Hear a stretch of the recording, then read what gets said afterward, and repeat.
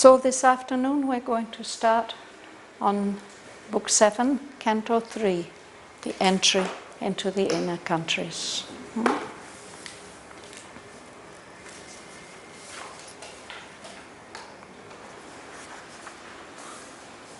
Savitri has realized that in order for her to find and unite with her soul, she has to push aside the outer nature self, the evolutionary self, the inferior nature born into ignorance. Still took too large a place. It veiled herself and must be pushed aside to find her soul. Canto 3, the entry into the inner countries. At first, out of the busy hum of mind, as if from a loud thronged market into a cave, by an inward moment's magic she had come. A stark, hushed emptiness became herself. Her mind, unvisited by the voice of thought, stared at a void deep's dumb infinity. Her heights receded, her depths behind her closed, all fled away from her and left her blank.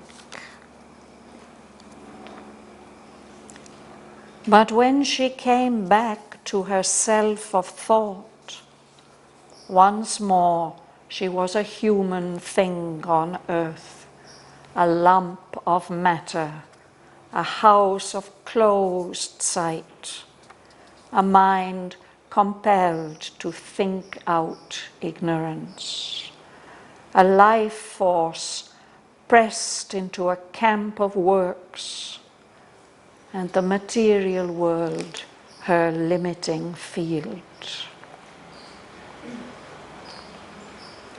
Amazed, like one unknowing, she sought her way out of the tangle of man's ignorant past that took the surface person for the soul.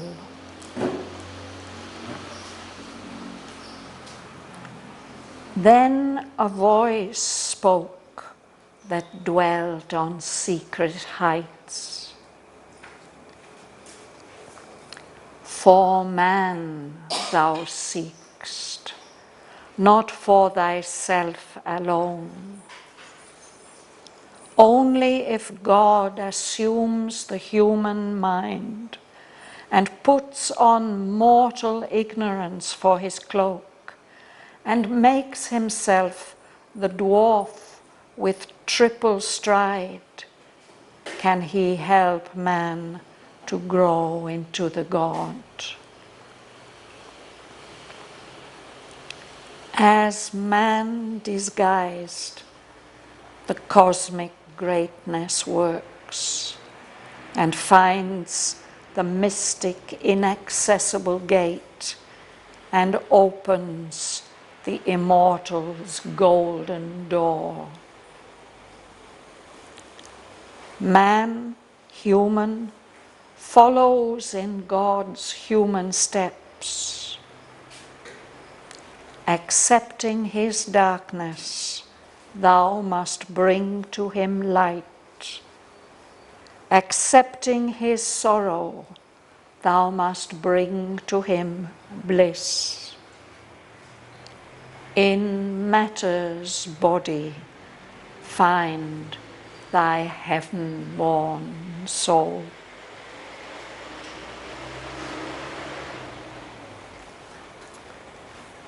Then Savitri surged out of her body's wall and stood a little span outside herself and looked into her subtle being's depths.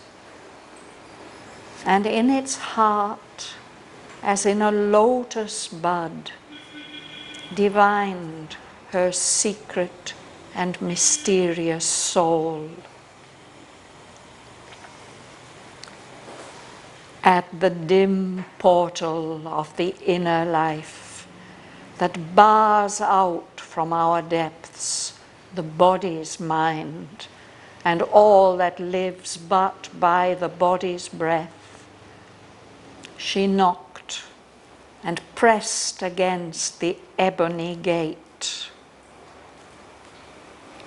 The living portal groaned with sullen hinge. Heavily reluctant, it complained, inert, against the tyranny of the Spirit's touch.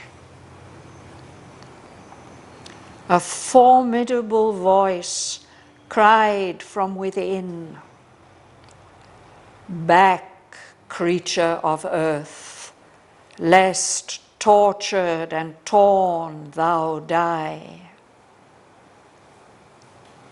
A dreadful murmur rose like a dim sea. The serpent of the threshold hissing rose, a fatal guardianhood with monstrous coils. The hounds of darkness growled with jaws agape, and trolls and gnomes and goblins scowled and stared, and wild beast roarings thrilled the blood with fear, and menace muttered in a dangerous tongue. Unshaken, her will pressed on the rigid bars. The gate swung wide with a protesting jar. The opponent powers withdrew their dreadful guard. Her being entered into the inner worlds.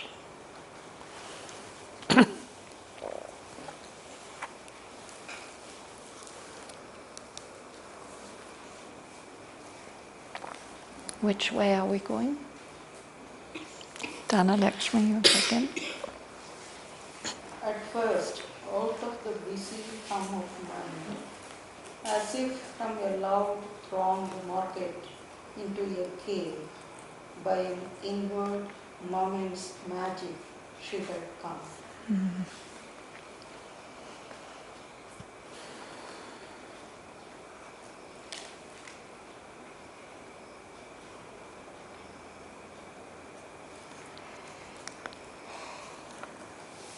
We know that busy hum of mind, no, with its voice that keeps going on and on, all the thoughts coming. So by this concentration which she made when that command came to her, the first thing that happens is that her being falls silent. She moves away from that busy humming mind.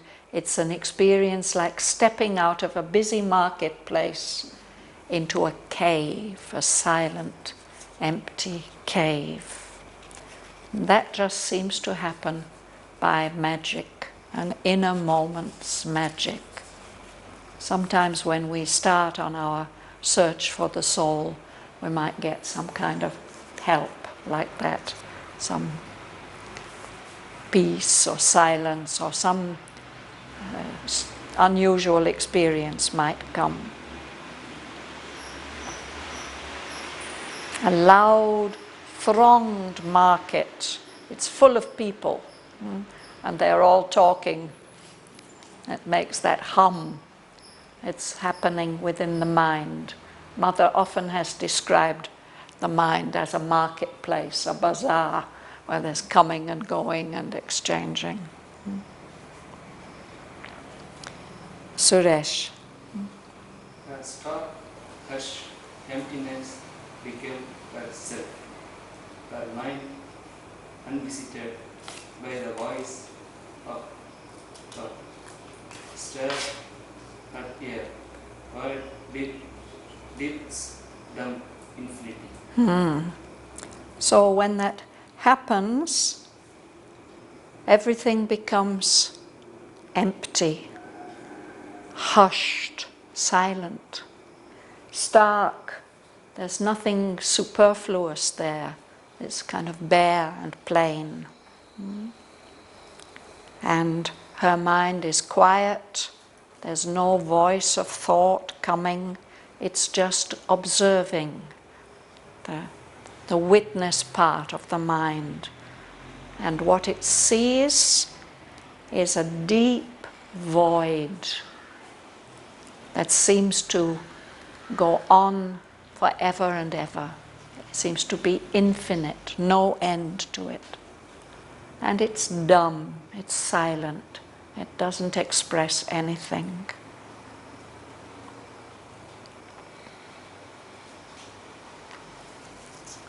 Bhavana?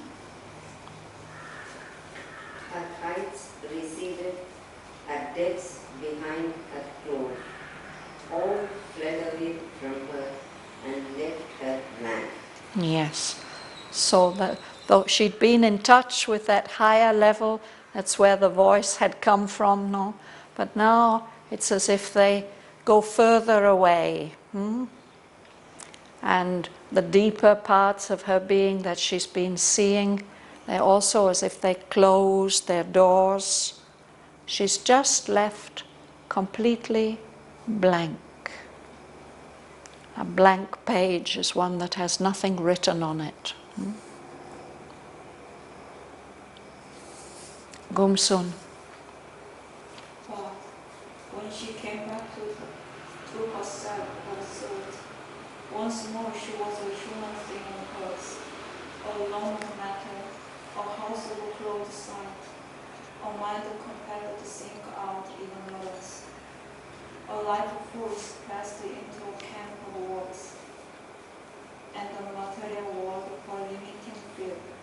So we may know this experience also, no? That we get into some kind of deep concentration, but then we come back and we are just like we were before. No? When we come back to our normal mental state, our self of thought, we find ourselves just again a human thing here on earth. Our body is a lump of matter. It's a house where all its windows are closed. There's no power of vision. A house of closed sight. And the mind, it is being driven to keep thinking out the ignorance, searching for knowledge, but never getting true knowledge. There we have a life force moving in us, but that also seems to be compelled somehow. It's been pressed into this limited field of action. It has to keep going. It doesn't stop. And our limiting field, the field that we are set into and which limits us, prevents us getting in touch with our heights and our depths, that is the world of matter.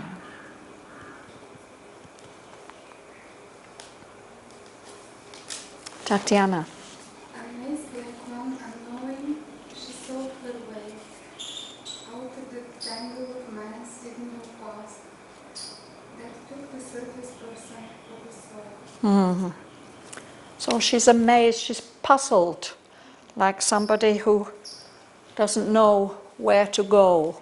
She's looking for her way. She wants to get out of this tangle, this confusion of all the evolutionary past, which she saw, she was shown in the previous canto. No? And the result of that evolutionary past is a being who takes the surface person, mistakes the surface person for the soul. No? Now she knows that it's not the soul and that she has to go much deeper to find it, but she can't find that way. Mahalingam. Then he voice spoke that dwelt on secret heights. For man thou seek not for thyself alone. Please. Only God assumes the human mind and puts on mortal ignorance for his cloak and makes himself a dwarf with triple stride. Can he help man to grow into the God? So it's the same voice that spoke to her before, no? A voice from the heights. It lives up there on those secret higher levels, and it's telling her, you are not doing this for yourself alone. You're doing this for the whole of humanity, for man, for the race of man. And it's only if the divine himself, herself, only if God assumes, puts on, takes on the human mind and puts on mortal ignorance for his cloak, disguises himself, covers himself with this mortal ignorance. That's the only way that he can help man to grow into his greater divine being. He has to make himself the dwarf with triple stride. If anybody knows this story, please put up your hand. It's one of the stories relating to one of the 10 avatars. In fact, it's the first human avatar. But that first human avatar comes in the form of a dwarf, a small being. So, of course, it is the Lord Vishnu, but he comes in this form. And he approaches a king who is ruling at that time. He disguises himself actually as a Brahmin, no? He's dressed in Brahmin's clothes. And he asks for a gift. Of course, those old kings, they always had to give gifts to Brahmins. No? He asks him for as much land as he can cover in 3 steps, 3 strides. So the king thinks that can't be very much, such a little being in 3 steps, how much land is he going to cover? So he immediately says yes. Of course, he would have had to say yes anyway, but he says yes. So the dwarf takes its 3 strides. With the first stride, he covers the whole earth. And the second stride, he covers the whole heavens. And then he turns to the king and says, where am I going to put my foot now? And the king bows his head and says, please put it here. So this is the story of the dwarf with triple stride. The divine disguising himself as a small, helpless, ordinary human being. But what he demands is everything. No? It all belongs to him, really. So this is what Savitri has done, in fact. She's an emanation or projection of the Supreme Divine Mother. But she has disguised herself. She's taken on the disguise of a human being. And now she's being told that you will have to go through the whole process like a human being. Otherwise, it doesn't work. It's only if you open the way. That's what comes in the next sentence, Joel. As man disguised, the cosmic greatness works, and finds the mystic inaccessible gate, and opens the immortal's golden door. Man, human, follows in God's human steps. Yes. So the cosmic greatness works disguised as a human being. And in that form of the human being finds that mystic gate, which is inaccessible, very difficult to find. We are talking about accessible Auroville, that it should be easy to go everywhere. Something that's inaccessible is difficult to find, difficult to reach. So the divine in the human form finds that gate and opens the door of the immortal, the door to immortality. And then human beings can follow in the human steps that God has taken in the human form. We give man and human. Are they different? Actually, Sri Aurobindo says yes. Man is the evolutionary link between the simple life forms, or we can say actually between the material world and the divine world. So he speaks of man being disguised as a worm or even as a clod of earth. This is all man. But when man reaches the human stage, then this work becomes possible.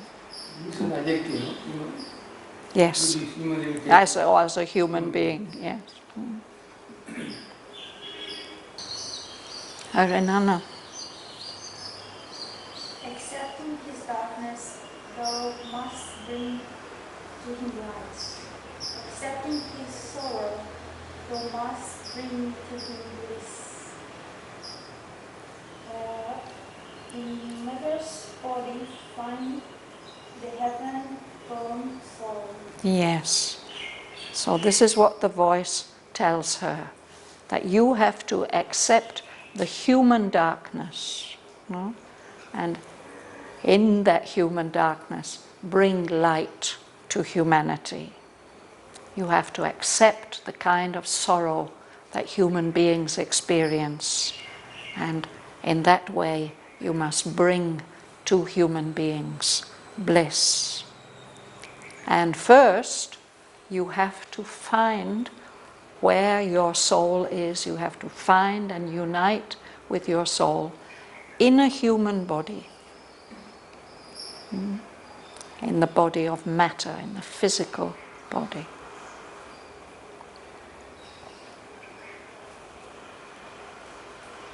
Lela? Then Savitri surged out of her body's wall and stood a little span outside herself, and looked into her subtle being's depths, and in its heart, as if in a lotus bud, divined her secret and mysterious soul. Yes. So she is able to actually leave her body. This is the first time I think that she does it. No? With her consciousness, she surges out, she moves out of her physical body, the wall of her body, and she stands a little way outside the body and looks into the subtle being, looked into her subtle being's depths, the deeper levels of the subtle being. And therein she can sense, it doesn't say that she can see, she divined, she gets a feeling that in the very center of it, like in the center of a closed up lotus bud, no? She senses that her soul is there, her secret and mysterious soul.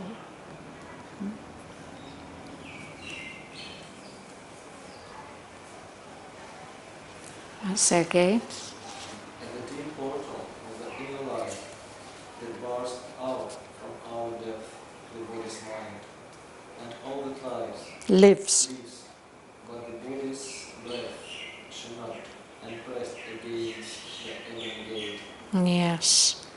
So there's a door in that wall of the body. There's a there's a door, the dim portal. There's not much light around that door. It's the entrance into the inner life. And what that door does, it makes a separation between the deeper levels of our being and our physical mind, our ordinary mind dependent on the brain, and every part of us that it lives only by the breath, the life force of the body. Those parts that are dependent on the body are not allowed to enter the inner parts. So we have to find out those parts of ourselves that can enter the inner worlds. We can't do it with our normal outer consciousness. So she finds that door and she knocks on it and she presses on it. It's an ebony gate. It's black, completely black. Joy, it would be your turn. The living portal wound with 7 hinge, heavily reluctant, it complained inert against the tyranny of the spirit's touch. Yes, I'm trying to understand about this gate. Of course, it's a borderline between our material being, our living physical body, and the immortal levels that are inside, no? So this door is actually somewhere in our bodies. There's some kind of a center here in our bodies. He says it's a living portal. It's a door or a gate which has life that is alive. And when she presses on it, it makes a noise. The hinges make a noise. We've got one door like that in Savitri Bhavan that makes such an awful noise when you the hinges groan when you pass through it. He says with sullen hinge, it means that they are unwilling to open. If you are sullen, you're in a bad mood, you don't want to do something. So that living portal complains. It doesn't want to move. It's inert. It's heavily reluctant. It makes itself heavy. It doesn't want to open easily and smoothly. It's complaining about the spirit's touch. It feels that pressure of her spirit on it. The spirit wants the door to open, and the door experiences that as a kind of tyranny, an unreasonable authoritarian demand. No, a tyrant is a despot, a dictator, a ruler who doesn't care about his subjects. He doesn't take care of them, and so they feel rebellious and revolting. So that living portal, it feels like that. Why are you coming and disturbing me? Tyranny.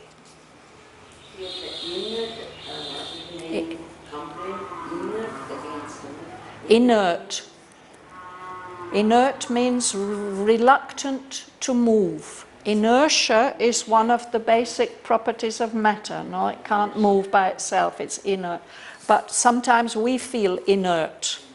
You know, we wake up in the morning and the body doesn't want to move. Tamas. Yeah. So here this is an adjective also. The door is inert. Yes, sir.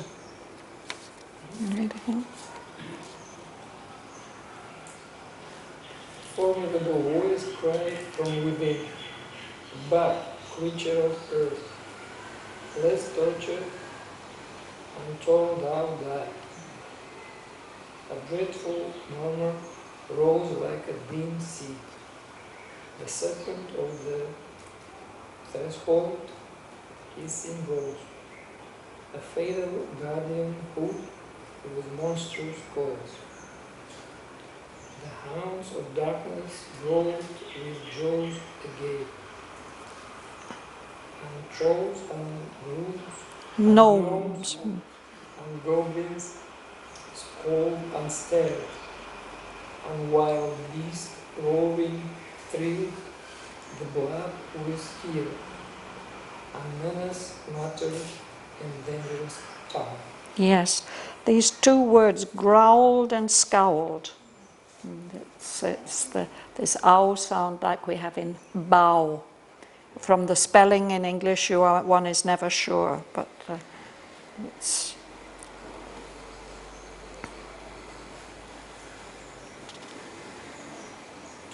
So she hears this formidable, powerful, terrifying voice crying from inside the door, telling her, "You're a creature of earth, you are made of matter, go back. If you enter here, you will suffer a great deal, and you will die if you enter here." That's what this door does. It keeps out all the material parts. So this is something you might have noticed, that when we begin to approach the inner worlds, we get a warning like that. Something warns us. Some fear comes that, oh, this is dangerous for me. So it's dangerous for our material parts, not for our inner parts.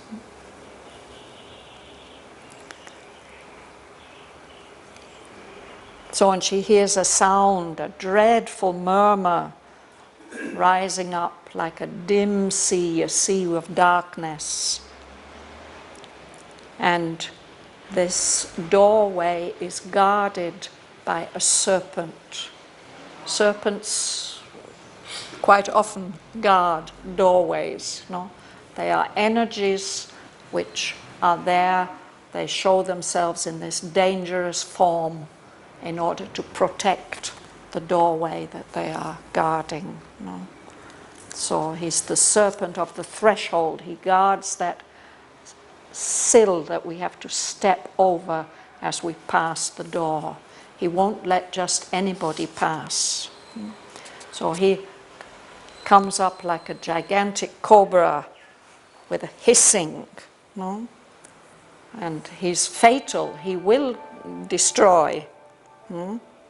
He has a hood like a cobra and monstrous coils. He's huge. The coils, the circles of the snake. And then there are dogs there also, hunting dogs, hounds of darkness, who growl with their jaws agape, gaping open. They're threatening to bite. And there are these beings, small beings of the inner worlds, trolls and gnomes and goblins, and they make angry faces and angry eyes. No? Trolls are creatures, I think, from the Nordic mythology. They, during the day they look like boulders and stones, but in the night they can move around, and if they get hold of you they will maybe eat you. Gnomes are small beings who live underground, and goblins also. I don't know quite what is the difference between, maybe gnomes are smaller. If we read The Lord of the Rings, there are gnomes and there are goblins, aren't there? And trolls also, yes. Yeah. And she can hear roarings like wild beasts, lions and tigers. So the blood of the body is thrilling with fear, no? And she can hear also threats, menace, some sense that it's very dangerous now, that something terrible is going to happen. You menace somebody, you threaten them. So that's the kind of warning that comes when we want to enter into the subtle realms of our body, be within our body. Rosa. Unshaken, her will pressed on the rigid bar. The gate swung wide with a protesting jar.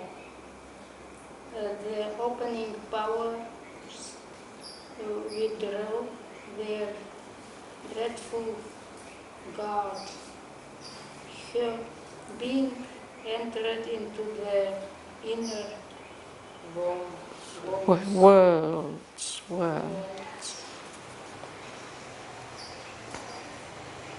So Savitri is not deterred, she's not put off by all these threatenings. Her will continues to press on these rigid bars of that gate or door.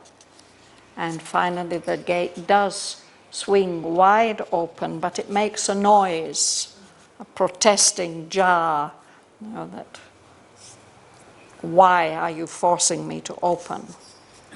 And these powers that have been opposing her, trying to prevent her from entering, they move away, they withdraw their guard, they allow her to enter, so she can enter into the inner worlds.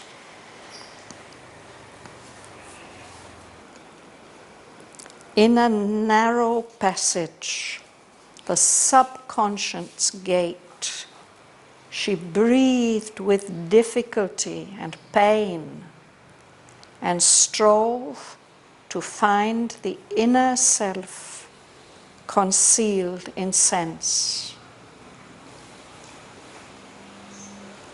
Into a dance of subtle matter packed, a cavity filled with a blind mass of power, an opposition of misleading gleams, a heavy barrier of unseeing sight.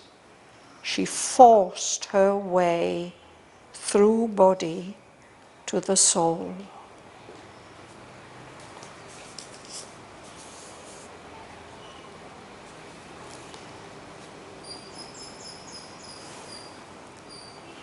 So she has to pass, to get into the soul inhabiting the body, she has to pass through the gate of the subconscious.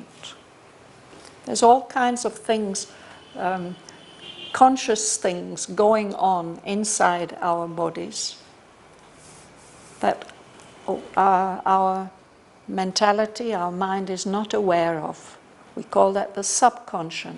The body just does all the things that it has to do without it having the instructions having to come from the mind. No?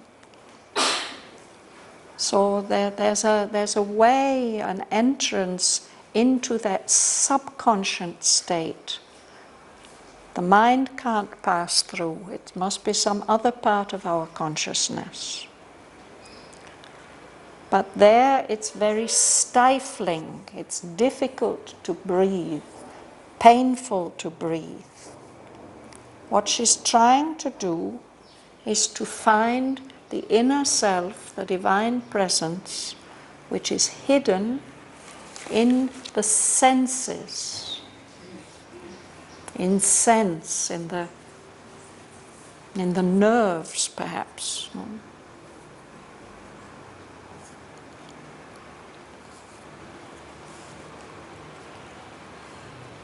She finds, so there everything is very dense. It's not, mind is relatively free, no? It can move freely.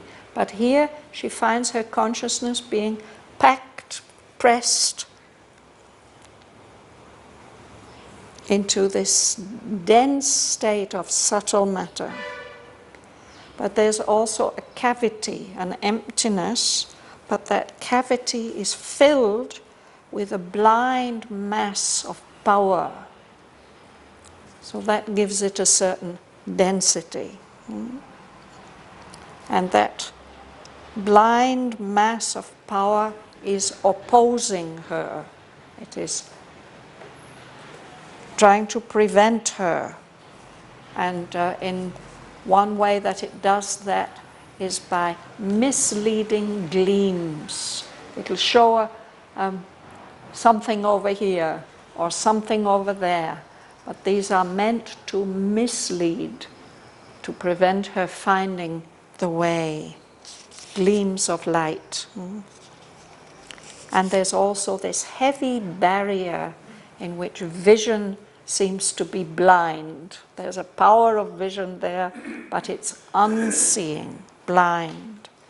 So she has to force her way through all that barrier of dense material power in order to get to the soul.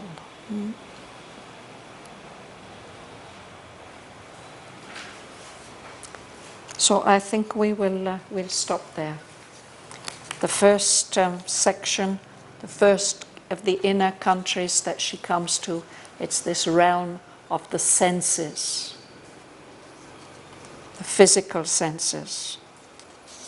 And then the life, again the physical life, the life force that inhabits the body.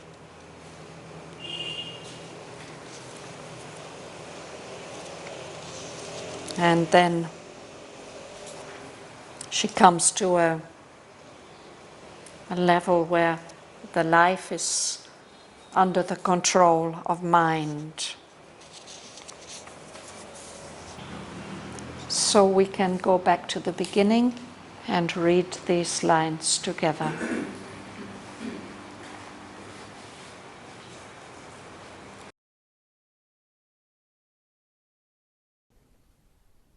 At first, out of the busy hum of mind, as if from a loud thronged market into a cave, by an inward moment's magic she had come.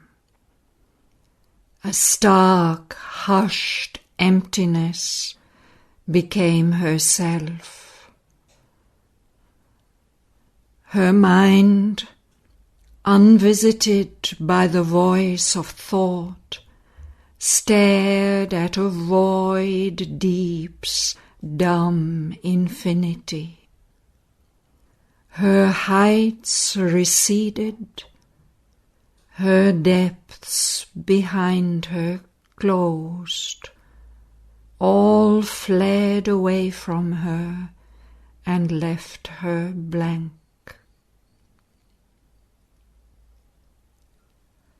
But when she came back to herself of thought, once more she was a human thing on earth, a lump of matter, a house of closed sight, a mind compelled to think out ignorance, a life force pressed into a camp of works, and the material world her limiting field. Amazed, like one unknowing, she sought her way out of the tangle of man's ignorant past that took the surface person for the soul.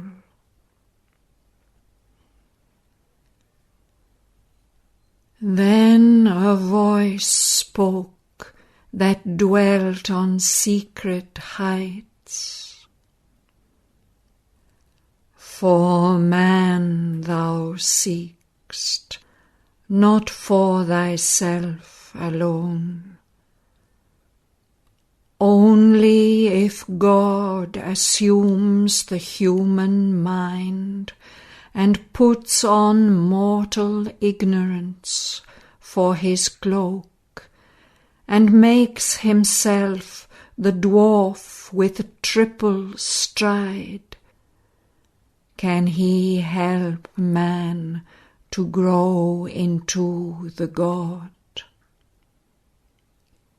As man disguised, the cosmic greatness works and finds the mystic inaccessible gate and opens the immortal's golden door. Man, human, follows in God's human steps. Accepting his darkness, thou must bring to him light. Accepting his sorrow, thou must bring to him bliss. In matter's body, find thy heaven-born soul.